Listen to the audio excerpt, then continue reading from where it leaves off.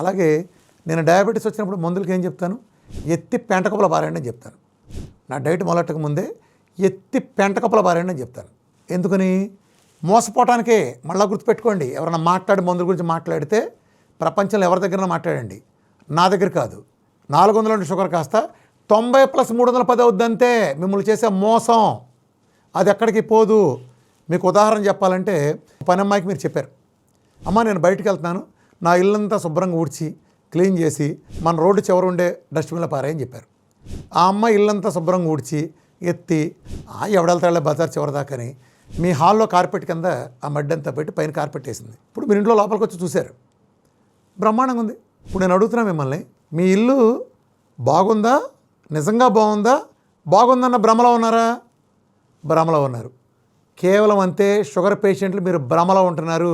నేను భ్రమ నుంచి బయటకు తీసుకొచ్చా. నేను షుగరే ఇవ్వను.